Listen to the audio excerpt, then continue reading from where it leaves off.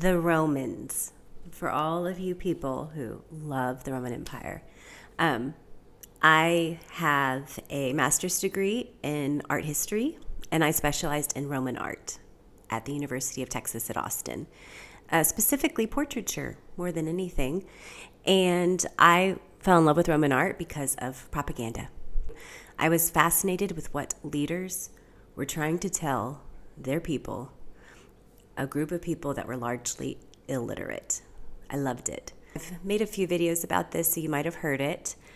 But the fact that Pete Hegseth and Donald Trump spoke to all of our military leaders yesterday and were greeted with silence rather than clapping, rather than cheers, made me very happy and made me think back to a prediction I have already made that I will tell you about. Really a prediction, more of a hope. So let me go back to the Republic. No, farther back, to the Etruscans. So Rome originally was controlled by Etruscan kings, and the Romans got rid of their kings, just like we did. And after that, they had two men who were in charge because they didn't want a king. They were called consuls. And eventually there was a guy named Julius Caesar who kind of tried to become, his own consul to have sole power. He was stabbed to death on the Senate floor by his friends. Very sad. When he died, they deified him, which means the Senate made him a god. And he had an adopted son. His adopted son was a guy by the name of Octavian. Now, Octavian, as his adopted son, he was actually his great nephew. As his adopted son, he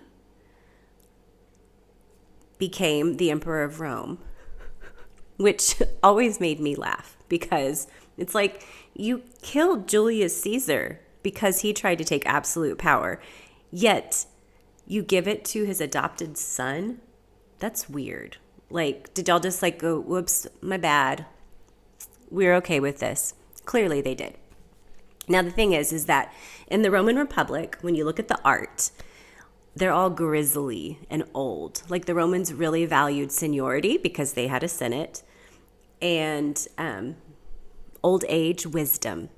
Now, Augustus, so Octavian ends up becoming the first emperor of Rome. He changes his name to Augustus, more or less. I mean, that's a complicated story. But the art changes. The art, he becomes youthful. He becomes idealized and beautiful. And he stays that way until he dies. He lives into his 70s, but he's always young. Now, his portraiture drew on images of Alexander the Great. He was trying to evoke him, even though he was, 300 years before. And what the American Nazis are trying to say is a Roman salute, you can see here in this portrait. This is one of his most famous. It's called Augustus of Prima Porta. And he is orating, speaking.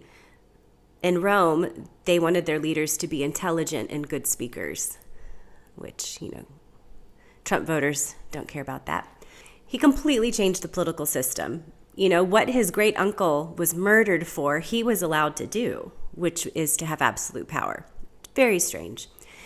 So the art changed for his family. They had to keep showing this continuity. And they're called the Julio-Claudians. And basically, these poor guys just never had an heir. Everyone who Augustus thought would be his heir died. And it was a big problem for him. Now, the last one of these guys is Nero, which I'm sure you've heard of him. Nero, despot, demagogue, much like the man in the White House today. Nero is a very unpopular emperor. He spent a lot of money on himself. He was accused of burning down the city of Rome and then playing a violin while it burned. Legendary hatred of this man, okay? So he dies and there's no heir, right? They've established this dynasty and there's no one to take it over. And so Rome falls into civil war. It's called the Year of the Four Emperors, 69 AD. And there's 4 different guys that get power. Eventually, the army steps in and they put in their guy. His name is Vespasian. Vespasian, if you look at his portraiture, he goes back to the old grizzled Republican look from the Roman Republic. He has 2 sons that are built in, Domitian and Titus. Titus is actually who sacks Jerusalem, the destruction of the temple in Jerusalem in 71 AD. That's Titus. And life continues on. My point is, when things were crazy, an emperor would come into power and then he would get taken out, right? Civil war for a year. When things were really bad, the army stepped in.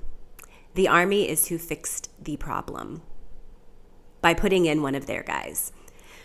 And I say that because from the beginning, I have never seen Republicans growing integrity or a backbone.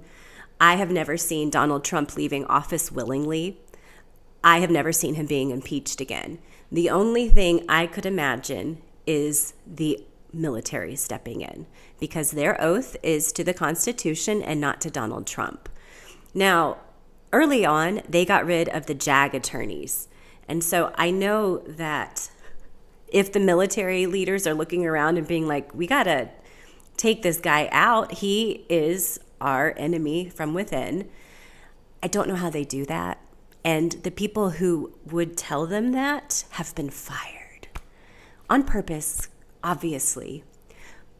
But the fact that, they didn't march at the parade, they didn't dance, they're not the dancing monkeys that these 2 idiots want them to be, makes me very happy.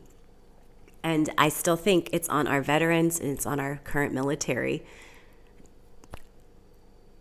I don't know. That's what I see happening. I see them taking him by force and putting him on trial because our democracy has failed us. It has allowed a tyrant to completely take it over. And so we'll see. But historically speaking, when stuff like this has happened in Rome, the army saved the empire.